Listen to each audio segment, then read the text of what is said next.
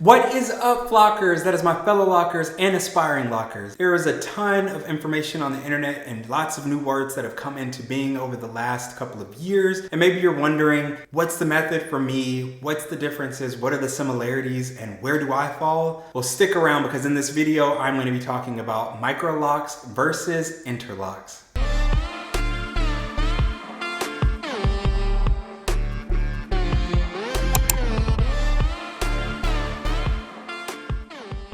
Let's get into it.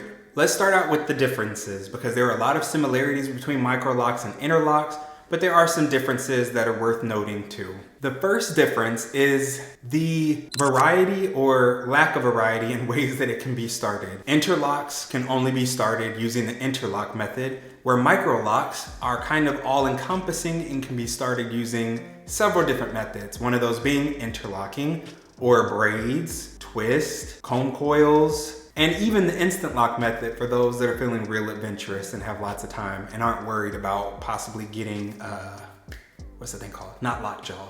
When you're on the computer for too long and your wrist is all hurting and locked up, y'all know what I'm talking about. All right, but that's the first kind of key that I was talking about in the intro, is that Interlocks is a type of microloc, or can be a type of microloc, but not necessarily. Whereas Microlocs can be started with pretty much any method that you want to start with. There are some that are more traditional and easier to start with, and then some that range that are going to take even more time than the already long time that it takes to create the Microlocs, depending on, like I said, if you want to go with comb coils or with the instant lock method for your Microlocs, it's probably going to take longer than it would to do braids or twists or even interlocks. The second thing on the list of differences is that with Microlocs that you start with braids or with twist, that's a lot easier for you to do self-installation. So if you're a DIY person like myself and want to establish your locks yourself, it is easier to do braids or to do twist without having to be taught, without having to take any classes, or without having to go to YouTube University. I would think that most people, especially people who grew up having long hair, whether it be your natural curl pattern, or if you had processed hair, perm, S-curl, whatever it may be, relaxer growing up, chances are that you have done braids, plaits, you've probably done two-strand twists and things of that nature. Not everybody grows up doing or knowing how to do interlocks. And although it is something that can be taught, and for some people, it's not a very difficult thing to learn or to execute.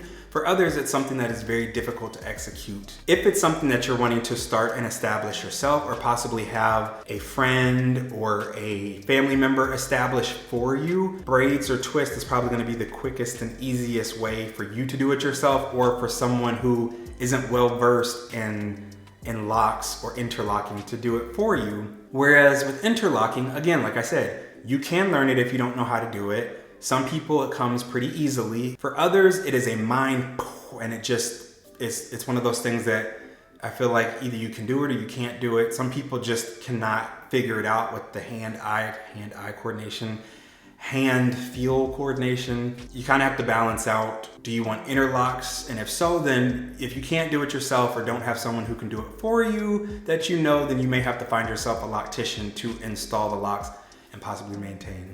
And the third difference that I can think of is that interlocks, although they can be a form of Microlocs, but interlocks can be any size. So you can have tiny interlocks that fall into the Microloc category, but you can also have traditional locks that are started with interlocks and maintained that way. You can have large locks that are interlocked. Now, I think the larger you get, the less likely it is for you to have interlocks, but it's still possible, and it is doable, and it is done. With Microlocs, they also come in different sizes, from very, very small to somewhat small, but at some point it reaches a line or a barrier to where it's no longer Microlocs and it would be considered traditional locks. So now onto the similarities. With Microlocs and interlocks, at the end of the day, they're going to mature pretty much the same. So regardless of whether you choose interlocks or you choose Microlocs, whatever starter method you choose, over time your locks are going to look the same in the end. I don't really know of anyone's lock journey that comes out just looking drastically different. And after several years, you can't even tell how a person started, because once it grows out, you only have the stuff on the ends anyways. So even if your braid pattern or twist pattern doesn't fully disappear, at some point it's going to grow out, whether you trim it over the years as you trim your hair and it eventually gets cut out, or that pattern disappears over time. People aren't going to be able to tell where you started, how you started, whether you started with this method or that method. Another similarity on the list is that the maintenance can be the same. Most people with Microlocs tend to lean towards retightening or using the interlock method for retightening their hair. You can retwist if you want, but I would say 9 times out of 10, people are going to use the interlocking method for their Microlocs. It's the most popular for Microlocs and for interlocks. I guess if you have large interlocks, it's probably most popular for that too, but when you have larger locks, then maybe you do choose to go with retwisting because it's a lot quicker. So it just depends on what results you want and how you want to achieve them in the end. All right, and the third similarity is that both Microlocs and interlocks can be either done by yourself, DIY, or it can be done by a loctician. So at the end of the day, it doesn't really matter which one you choose. You win no matter what, because locks is where it's at. You can't really make a wrong decision whether you choose interlocks or Microlocs. You can only make the right decision for you and your hair, what you're comfortable with and what you feel like you're comfortable with maintaining or having someone else maintain. Go ahead and smash that like button if you're finding this content enjoyable and helpful. It helps me to know what type of content that you like. And also hit the subscribe button so that you can join the flock. While you're here, make sure to stick around and check out some of the other videos that have popped up on the screen. I'll see you there.